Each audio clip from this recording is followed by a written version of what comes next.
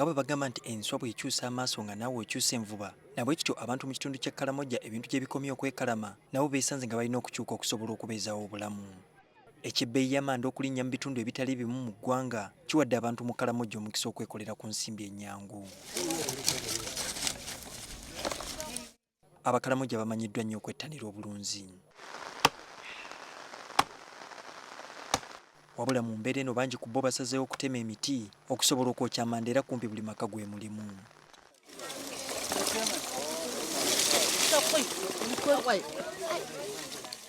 Karamoja ekitundu ekimanyiddwa okubeera ekikalu ennyo. Weewaawo ng'okwokya amanda kibayamba okulwanyisa obwavu, naye ate kyandibalemesa n'okufuna akakubo akatono ennyo ke bandifunye olw'okutema emiti okuyitiridde.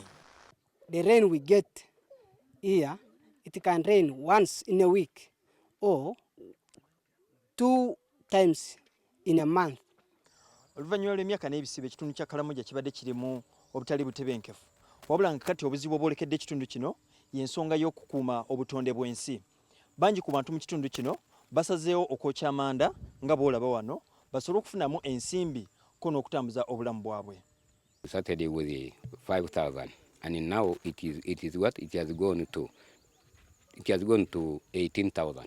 Please wake up and stop this destruction what's going on in Karamoja. Olw'embeera eno waliwo abamu ku batuuze abasazeewo okuba ku kafuba gwe batandikawo okulwanyisa ekyeya mu kitundu kino. Bano bakozesa amasigiri agakozesa amanda matono okukendeeza ku miti egitemebwa buli lunaku okwokya amanda.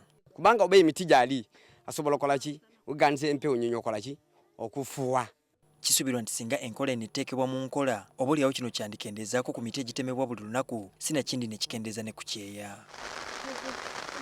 Julius Senkandwa, NTV Akawungezi.